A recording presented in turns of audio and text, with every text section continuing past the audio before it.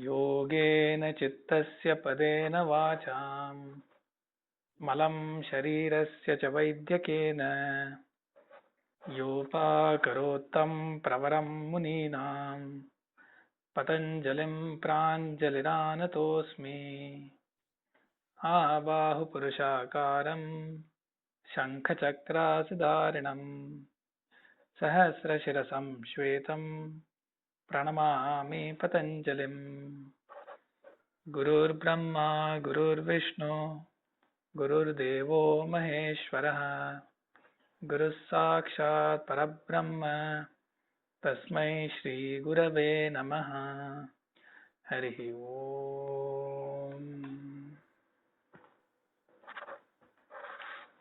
Okay. So last time we saw Sutra 2.10, which was Te Pratiprasavaheyaha Sukshmaha, and we had just started on the Sutra 2.11, which is Dhyana Heyas Tadvrittayaha. And we were trying to bring in the context for the right understanding of this in the sequence that we are going through in this chapter. So having seen the kleshas and a detailed description of each of them, the sutra number 10, which was Te Pratiprasavaheyaha Sukshmaha, came up.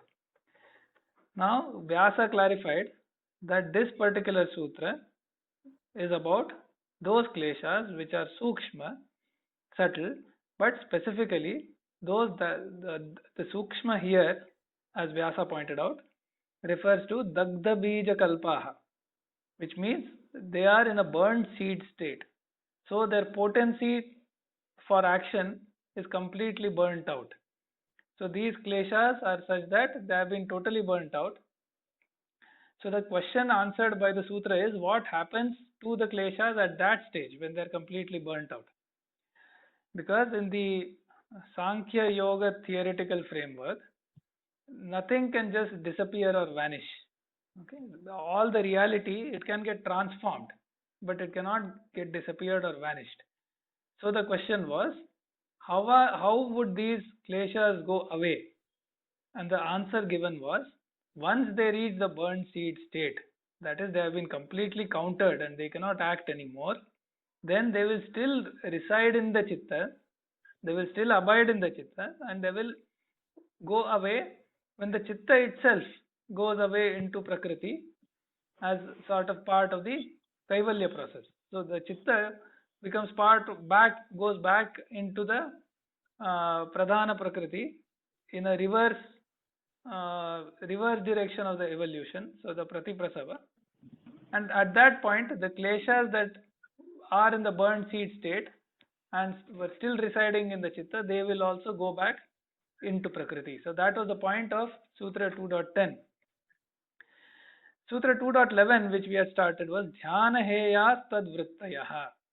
So here, Dhyana as a means to make something go away is being brought out. Now, to make what go away? It is Tadvrittayaha. So now the question is, the very term Tadvrittayaha refers to, this is about some specific set of vrittis.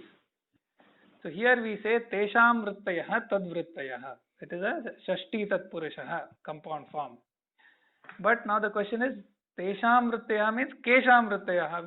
Whose vrittis is this being referred to here?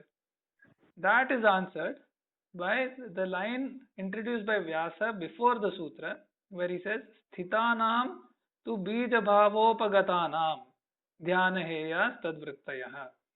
So of a certain set of kleshas, which the kleshas that are still around and have reached or have attained the bija bhava, which means they are in a seed state. Okay, so they are not in a dagda bija kalpa. It's not a burnt seed state, but it is a seed state in the sense that they are not completely active. They are not in a udara state. Okay, so they have been enfeebled. Now, so this brings us back to Kriya Yoga, because the prayojanam of Kriya Yoga was samadhi bhavanarthaha klesha tanukaranarthascha. In that sutra it is said that Kriya Yoga is for the Tanukarana of the Kleshas, to make them feeble. So, essentially, Sutra 2.11 is now a stage which is one level after the Kriya Yoga. Okay, so the Kriya Yoga has helped make them feeble. Now the stage after that is where the Dhyana Heyaha Tad Vrittayaha.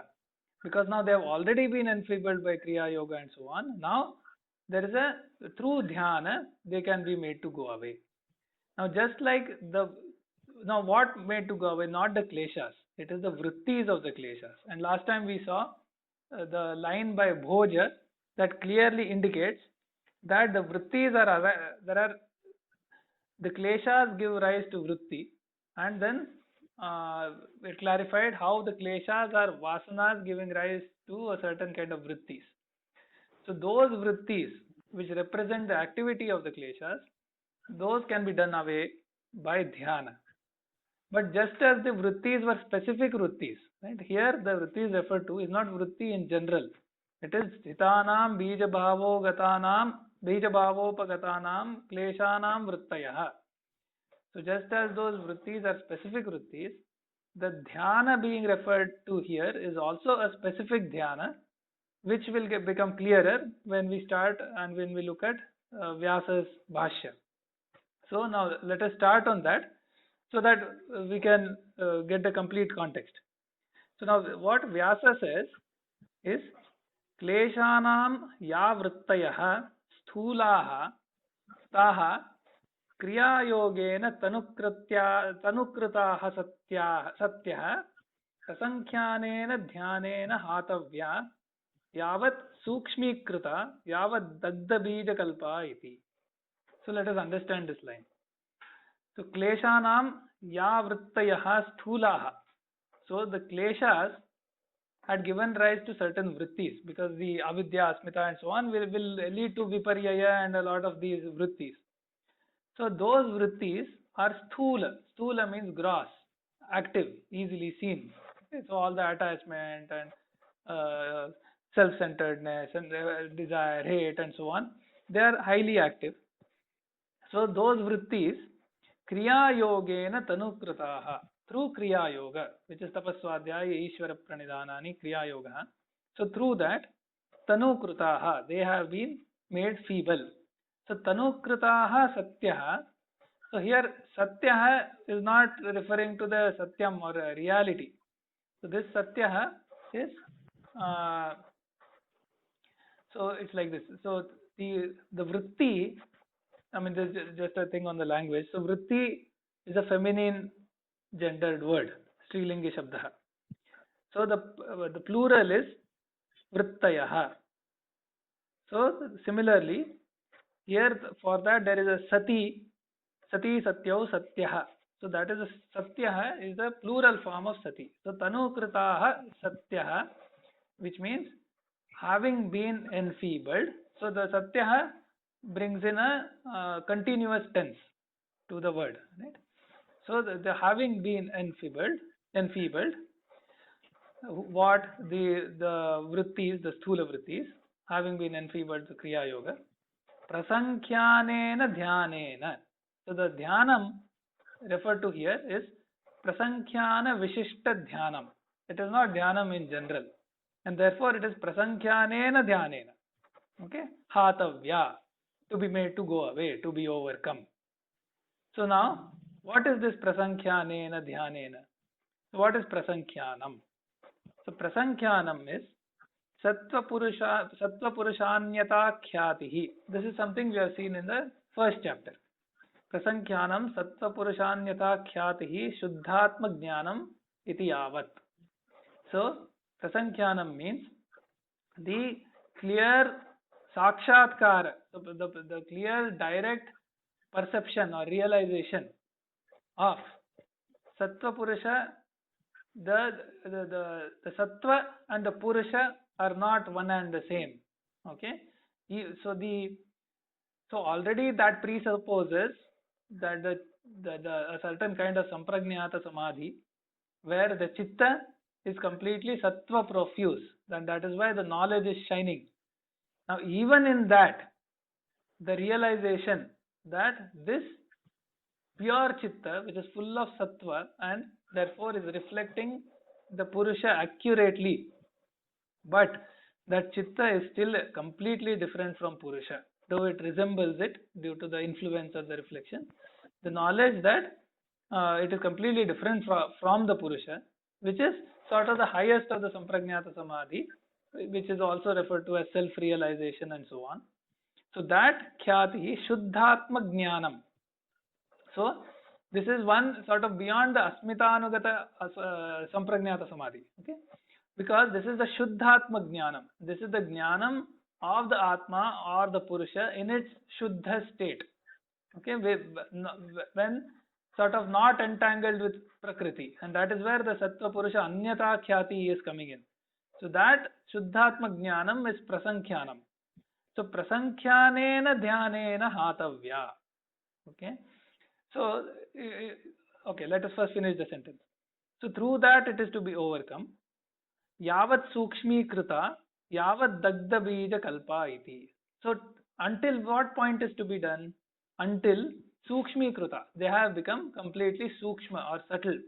Here the sukshma term carries the same meaning as in the previous sutra where it says pratiprasavaheyaha sukshmaha. So, here yavat sukshmi krita, yavat dagda bija kalpa. So, until they get into the burned seed state.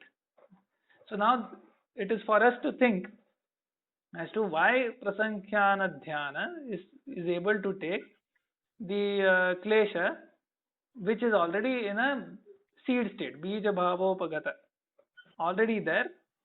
How does it take it to the burned seed state? Now to understand that, what we could see is what is this klesha? Klesha begins with avidya, because it says avidya kshetram itaresham. So this avidya is, what is it?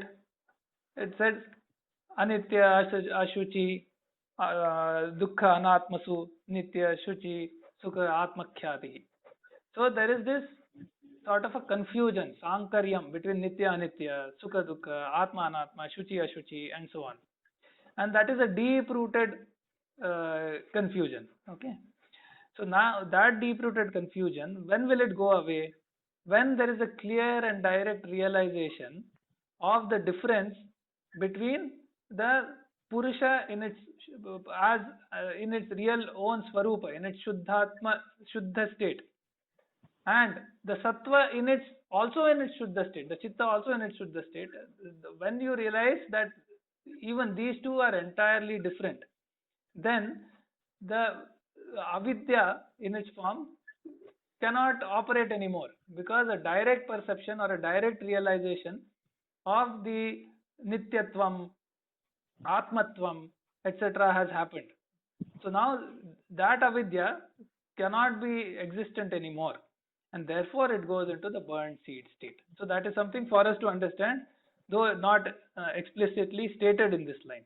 But what has been stated here is there is a certain sequence. The vrittis of the kleshas are active, kriya yoga makes it feeble, prasankhyanā dhyana makes it sukshma and brings it to a dagda bija or a burnt seed state. And then eventually with pratiprasava, when the chitta itself will go back into prakriti, that entire thing, or the kleshas in the burnt seed state, will also go back into prakriti along with pratiprasava, which is a state beyond even asamprajnata samadhi, where it goes straight into kaivalyam. So that whole sequence in the life cycle of kleshas and how to counter that has been covered up to this point.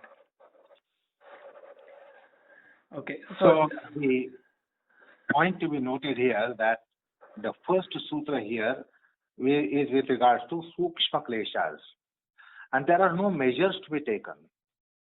The yogi doesn't take any measures. There are no means and measures to be adopted, to be practiced, to be taken for the destruction or the end of termination of sukshma kleshas. Now, this sukshma word, as just now we have been hearing, it is not subtle in the sense we take it in our common man's parlance. Something very small, something very tiny. It's not that way the subtle. So, those kleshas, see, Sukshma Rupa kleshas means Dagdha Bija klesha. The burnt seed stage of klesha, that means they are not capable of any sprout. And this happens to a yogi on supreme hierarchy. He is called uh, Charamadehi. He is a yogi is in his last incarnation. What is going to follow for him at the end of that life is not the death as it happens to we commoners. Is going to get Kaivalya at the end of that life. So it is called, he is called Charamadehi in Vyasa's comment. When elsewhere he describes this kind of yogi. So he's in the last incarnation and is about to get the liberation, the Kaivalya. So in that case, nothing has to be done. It is going to happen with Pratiprasava. As the chitta is going to get dismantled and dissolved in Mula Prakriti, the kleshas also will get merged into Mula Prakriti. And therefore, they will not exist as such. So these are not means and measures to be taken. Yogi doesn't take any measures to counter these sukshma kleshas, which are Dagdha Bija Kalpa. Now, in case of this second one, where it speaks about the klesha vrutti, dhyana he yaha tad vruttayaha. The klesha vruttis are countered, again, not by yogi doing something, but through the process of yoga. Because just now you heard it was prasankhana. The prasankhana is going to work on these kleshas, which are only in seed form. They are yet to go to burnt seed stage. They are in seed stage. That means they are capable of sprout. But capable of sprout means it is not that it's going to result into afforestation of kleshas. They will have some sprouts, because the yogi is still living and has to be living, and therefore he has to carry out his business activity of life, his mundane life, and therefore the some kind of the dharma, karma, kama, etc. is going to come for him, which is of the caliber of a supreme yogi's karma. So, but how is it going to be countered? Dhyana he yaha. That means he is going to be taking recourse to Asmita Samadhi, as just now you heard. By Asmita Samadhi, Sattva Purusha Anyata Khyati would be coming up. And then that would be making the subtler kleshas, the Bija Rupa kleshas, seed form kleshas, weaker and weaker and more weaker. Because in the topic of Rutambhara Prajna, Vyasa says, with every Asmita Samadhi, Navadav Samskaropajayate. New and new samskaras emanate, which we saw during the first chapter terminal, last part of the Samadhi Pada.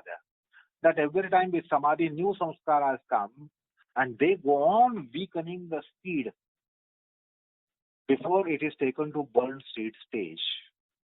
So the prasankhana is going to appear every time with his Samprajna Samadhi, which is Asmita Anugata, where Sattva-purusha Anyata Khyati would be the support of such Samadhi. And that would be making that weaker and weaker and weaker and weaker, so that it can be taken to burnt seed stage. It is already in seed form. Now, we should understand here that all the kleshas are still functional for a yogi who has accomplished in Kriya Yoga. They are not going to play havoc like kleshas play havoc in us. However, the kleshas are there. That's why they are still in life. They are still in dynamics of life. They have thirst and hunger. They have sleep, etc. And they are carrying out business activity of life, like a human being carries out, of course, but they are very sagacious stages.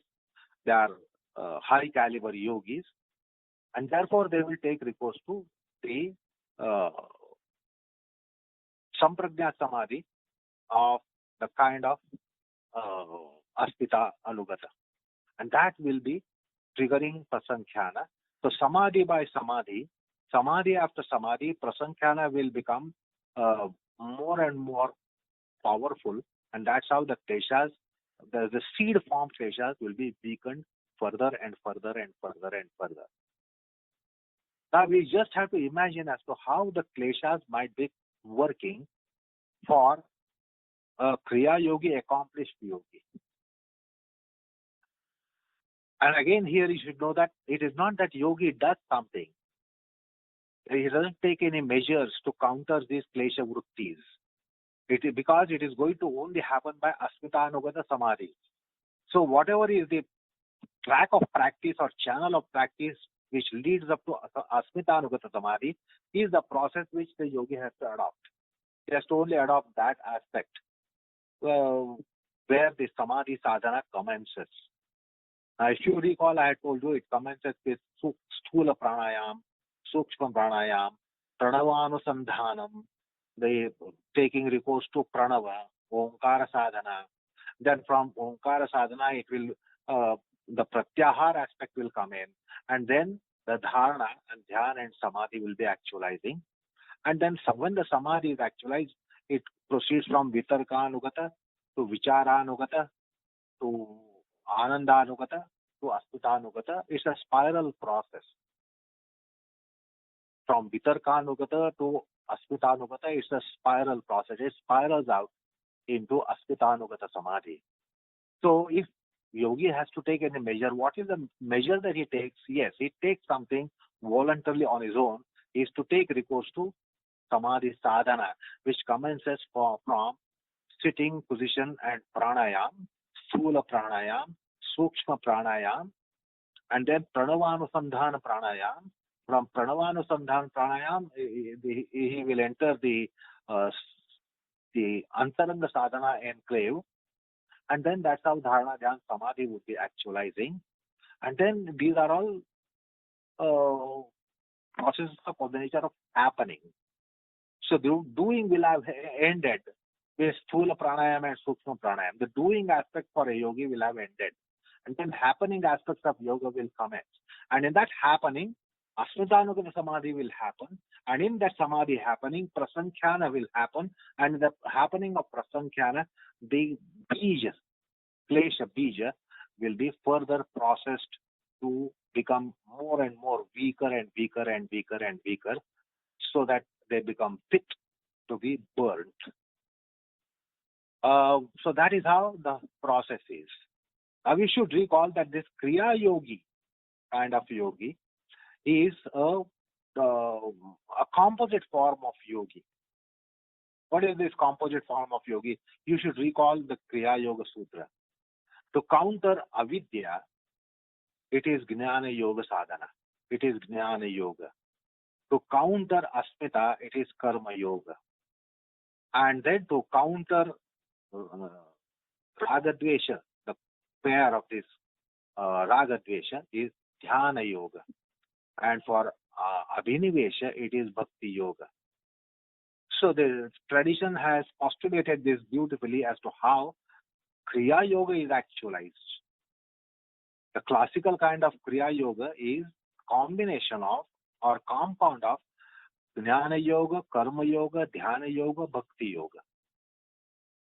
So naturally, when Kriya Yogi is accomplished, there he will be more specialized either in Jnana Yoga or in Karma Yoga or in Dhyana Yoga or in Bhakti Yoga.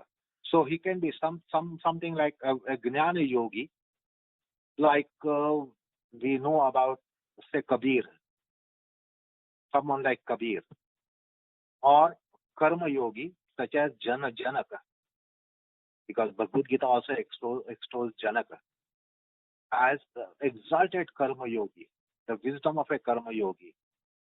So there are slight differences for us to understand the wisdom of a Jnana Yogi and wisdom of Karma Yogi, wisdom of Dhyana Yogi and wisdom of Bhakti Yogi. So, bhakti yogis such as say Tukaram, Namdev. Now they are more inclined to what? They are more inclined to Vithala Nama, Vithala Sankirtana. So they would take recourse to Vithala Sankirtana, and through Vithala they will be going into their trance. While a Jnana yogi will be going into trance of the nature of the Jnana yogic precepts, that Atmanityatvam, then the immutability of the Atma, the pristine condition of the Atma, etc., metaphysical entity of Atma. So Jnana yogi has his own track to proceed towards his dhyana, because his dhyana will be Jnana yogic dhyana. Because Jnana yogi has greater gravity on such a yogi. Whereas in case of Karma yogi, what will be the gravity? Om Tat Sat Iti.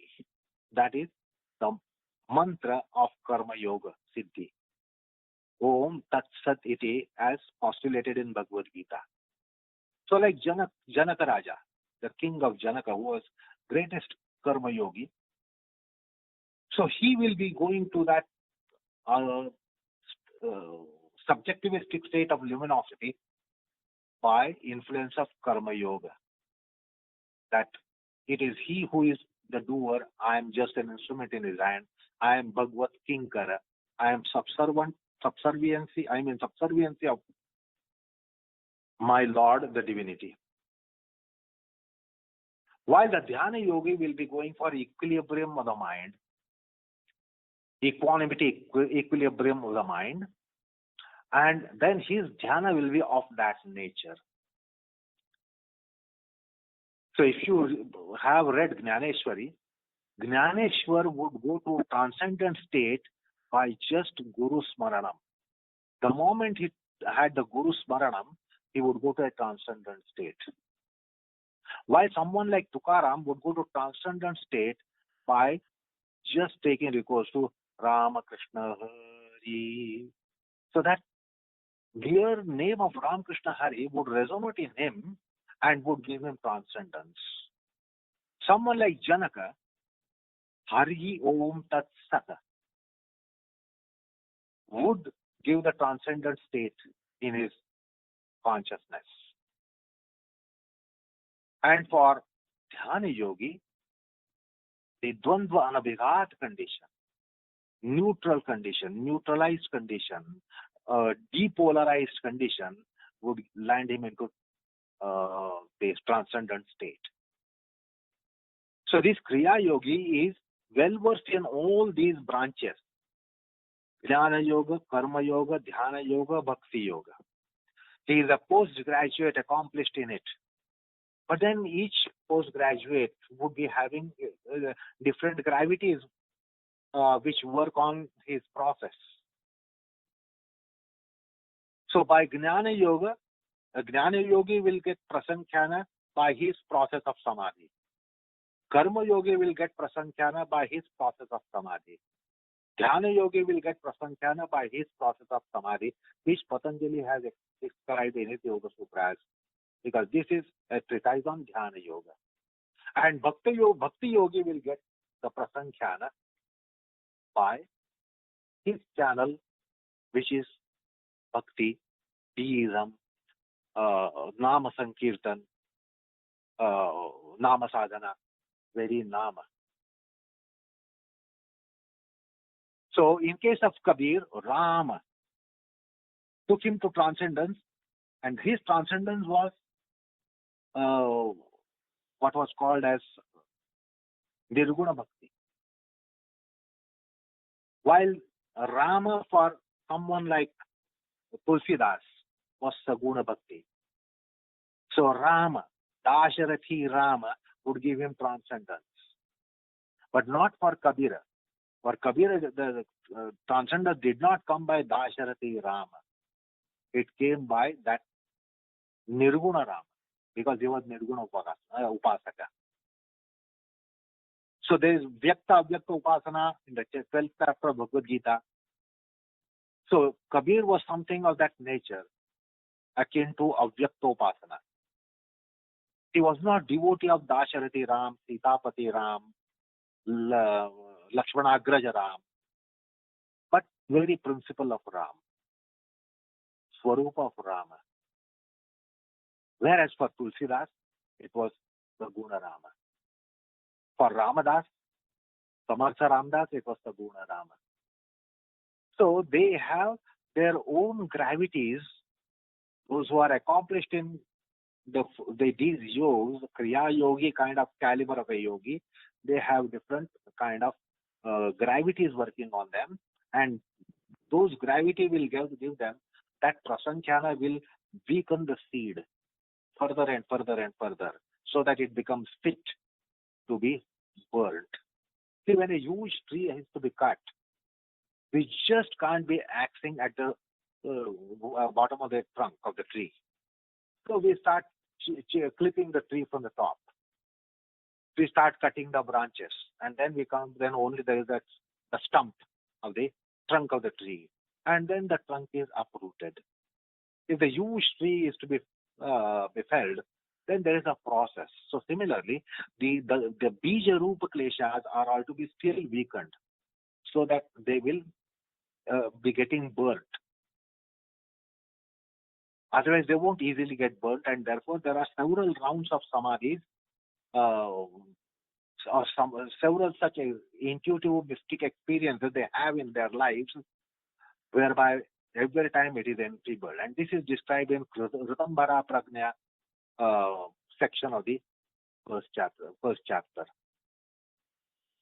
So there are several rounds of samadhis, and Nava samskaropajayate, and new samskaras will terminate the old samskaras, or will weaken the old samskaras, and the final new samskar is restrained for kaivalya. So similarly, these yogis, they commence with something doing. What is it? Samadhi sadhana. They will embark upon sitting for nama japa, sitting for pranayam, or some such process they commence, which is done voluntarily. But later, yoga is autonomous process. Yoga takes over, and then yoga starts producing effects. So the point to be noted here, in where there's the klesha vritti, when it is spoken about in this second sutra here, these klesha vrittis are not klesha vrittis that we might experience. But we also take recourse to similar things based on that wisdom given by the Shastra. These are Kriya Yogi, accomplished yogis. So they have accomplished Samadhi sadhana. They have accomplished Samadhis. And therefore, they are going to weaken the kleshas. So the wisdom of Jnana Yoga, wisdom of Karma Yoga, wisdom of Dhyana Yoga, wisdom of Bhakti Yoga is that prasankhana. Their wisdom is of the caliber of prasankhana. Now, similarly, it works on lower hierarchies as well. We also, when we are agitated by klesha vrittis, we take recourse to dhyana sadhana, which I have explained during the chitta parikarma dhyana. So when we also take recourse to transcendent thought process, the havoc of kleshas is weakened. So it is there is abatement. They are abated. Kleshas are abated, grounded. For us, when you take recourse to Vishnu Sahasranam, Rama Raksha Stotra, just reciting that, or having a sublime thought process, satsanga, our mind is sublimated. When the mind is sublimated, the kleshas don't play havoc. That is our dhyana.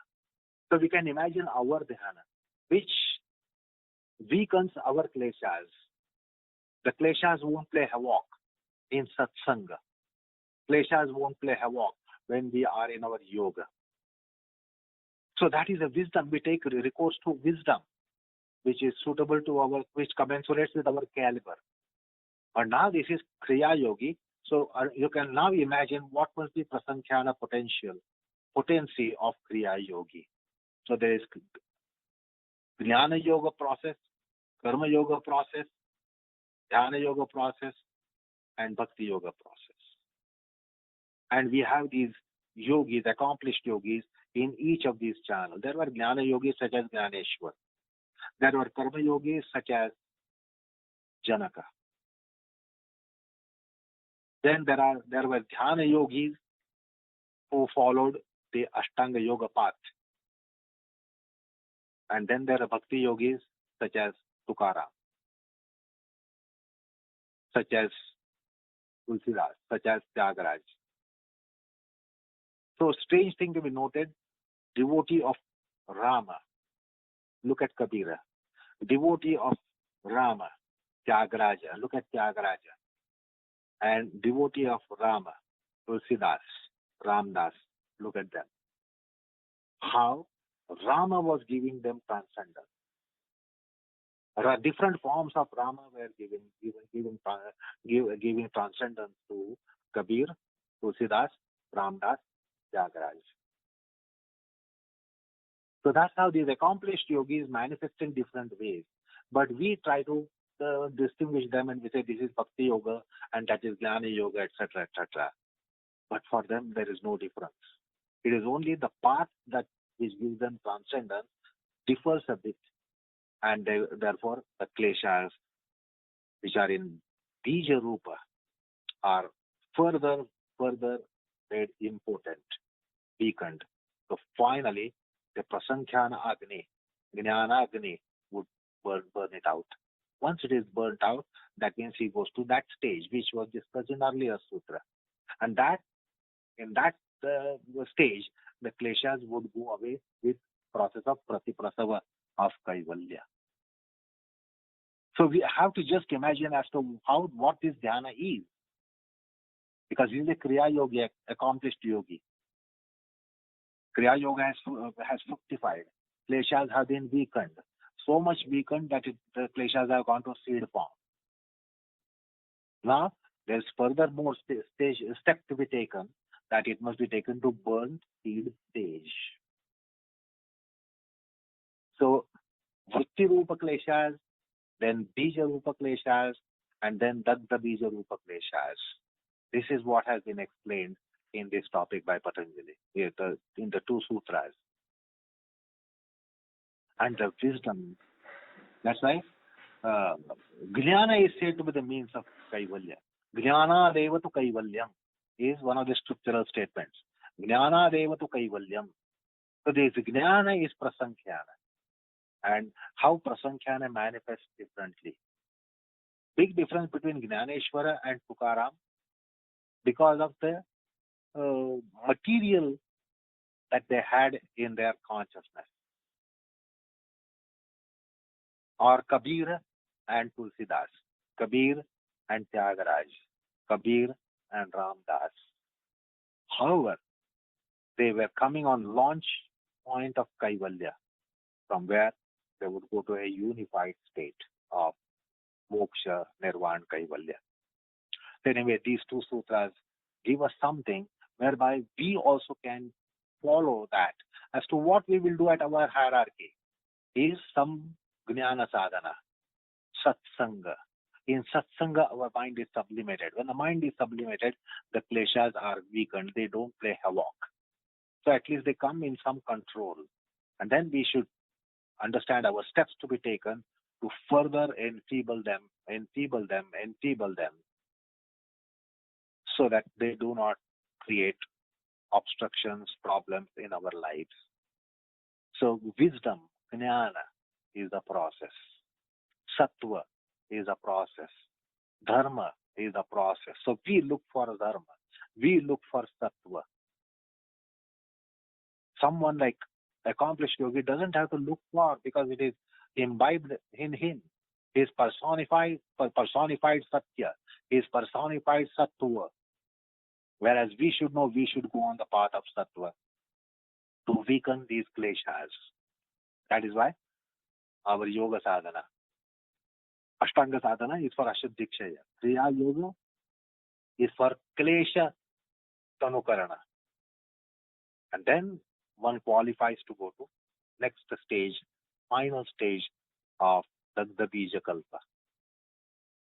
So the whole scheme has been given. We can deduct extrapolate the whole scheme as to how one can work on kleshas by looking at those two hierarchies, Uttamadhikari, Madhyamadhikari, the Sampragnat, Asampragnat Yogi, and Kriya Yogi.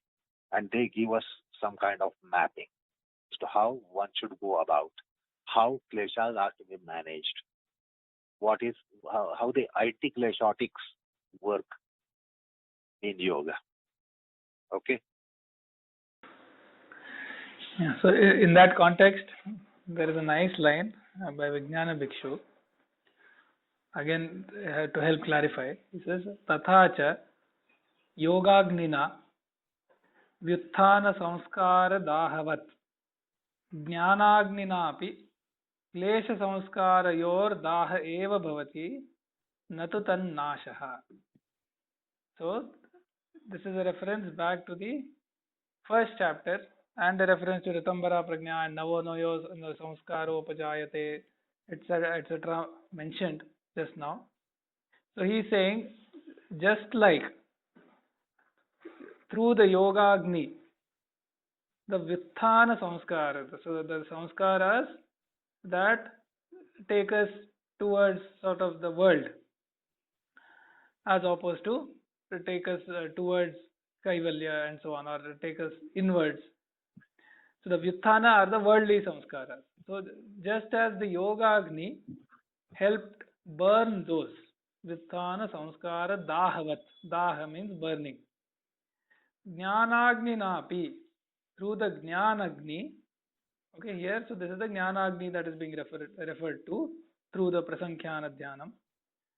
Jnanagni napi, Klesha samskarayor daha eva bhavati. The Klesha samskaras also get burnt. Natu tannashaha, and do not get completely destroyed, or they don't vanish.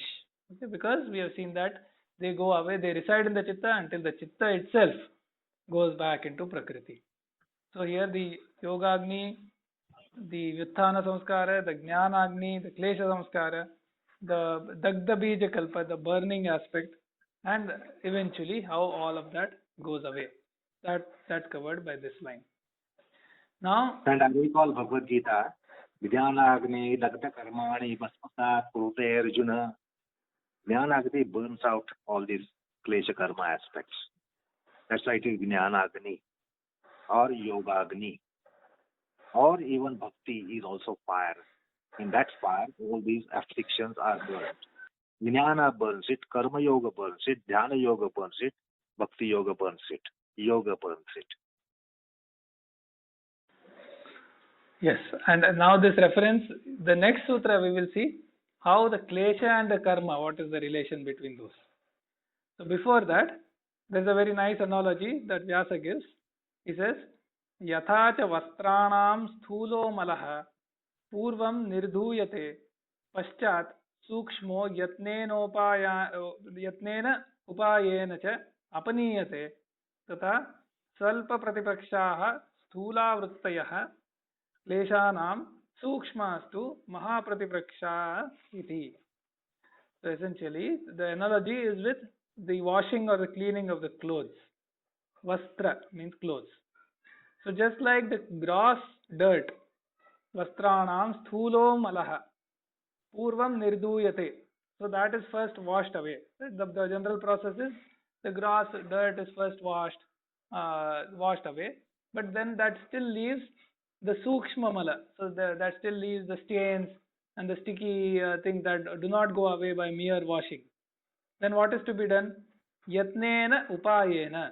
So by effort and upaya, maybe using a special kind of detergent and so on to get rid of those stains. So yatnena upayena cha apaniyate, that is removed. Similarly, svalpa pratiprakshaha sthulaha vrittayaha kleshanam. So for the gross manifestation of the klesha vrittis, the Svalpa Pratipraksha. And here when it says Svalpa, that still refers to something that is really at a very high grade, because even Kriya Yoga is an extremely high caliber. But in this context, the Svalpa Pratipraksha, and by extrapolation, for even more grosser things, the efforts maybe at our caliber also operate. But they get rid of mostly the sthula vrittaya. The gross dirt can be get rid of.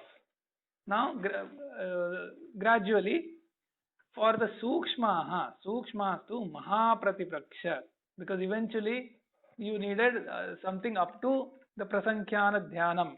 So that is a mahapratipaksha, the great counter activity is required to get rid of the sukshma mala, the subtle impurities which are more sticky.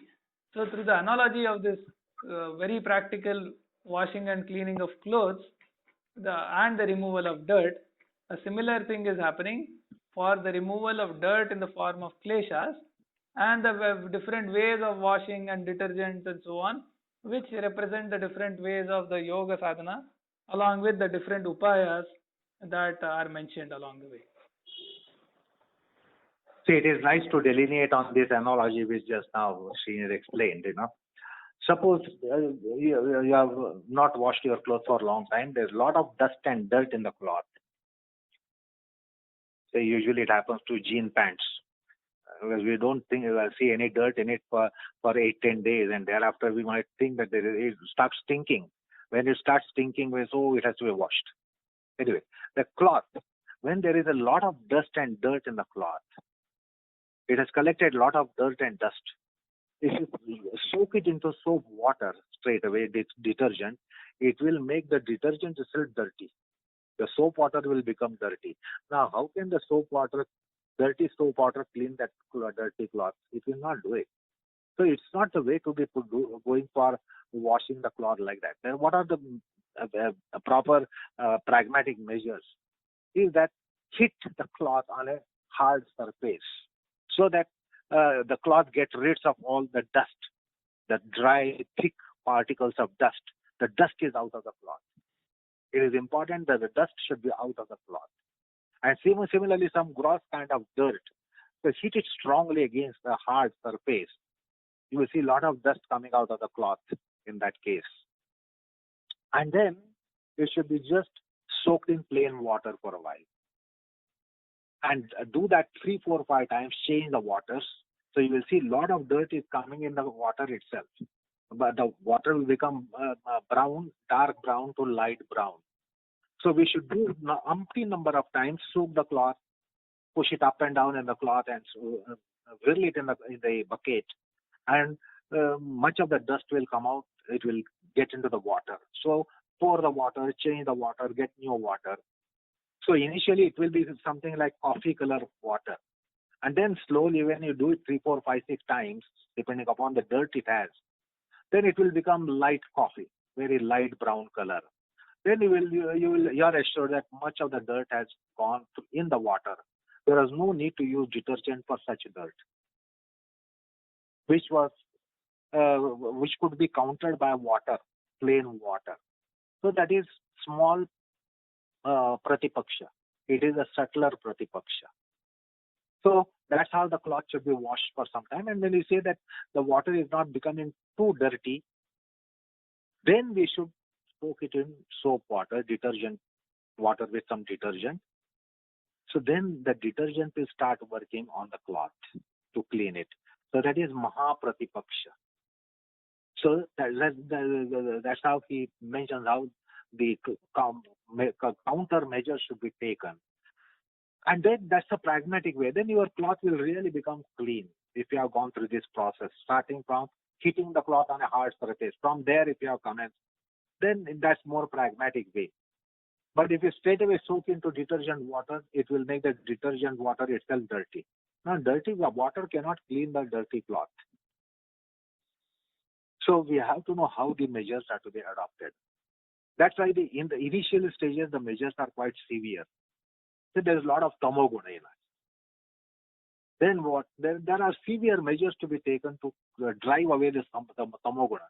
It cannot be made a request, please tamoguna go out. I want to practice some japa and dhyana and yoga, please go away. It will not go away. It has to be driven away. It has to be expelled. So there are severe measures to be taken for these dirt, for the chitta mala, for mono mala. We have to consider what kind of mala is this. It is not going to go away by request. They follow. Sometimes they say some guest in the house, maybe they, if you request the guest will say, okay, I will leave. But this dirt is not going to be leaving that way. So we'll have to take severe steps. So that's how the measures have to be taken. Alpa Pratipaksha to Maha Pratipaksha. Swalpa Pratipaksha to Maha Pratipaksha. So that's the management. That's how the management has to be carried out. We should not be dogmatic and clear. I want to clean the cloth and instead put into detergent water. The water itself, soap water, is going to become dirty. So that's the mathematics. We should know the carriage of dirt, how it is going to go away. What the dirt which is going to go away by hitting against the hard surface, there is no point in driving it away or getting rid of it by detergent water. It won't work effectively. So let's get rid of grosser dirt. And then less grosser dirt. And then less and less grosser dirt. And then somewhere we'll need detergent, etc., which will work very specially. So similarly, just as cloth washing, the launders or the laundry process, there is some kind of pragmatism. Similarly, in klesha management, we must be more pragmatic. We must identify the quantity of klesha, the potency of the klesha, the power to function, etc., etc. We should not take very severe measures. Otherwise, it's something to get rid of a bed bug. We are dropping an hydrogen bomb. It's going to devastate. It will consume you as well. So we should know what has to be countered and how it should be countered. In what quantum it should be countered. So this quail and quanta is so important when we are adopting measures. So that's also an instruction which Vyasa gives in his enunciation of this klesha management. Okay. Okay. So I think we'll stop here. Next time we will see the next sutra, which goes further and brings in the karma siddhanta, because it is klesha moola karmashayo drushta drushta janma vedaniyaha. So next time we'll see what that means, and then there is a fascinating journey through the karma siddhanta and the overall klesha karma siddhanta. So we'll stop here today. Let's recite the shlokas on Guruji and then stop.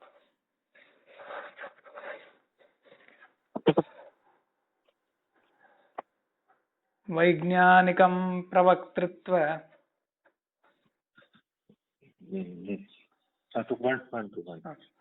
वैज्ञानिकं प्रवक्तृत्व आसनेषु कलाविदं योगाभ्यासे च तत्त्वज्ञं वन्देऽहं सुन्दरं गुरुं योगवृक्षो हि लोकेऽस्मिन् यत्प्रेरणेन वर्धितः योगाचार्य गुरो तुभ्यं सुंदराय नमो नमः. Thank you. Namaskar. Thank you.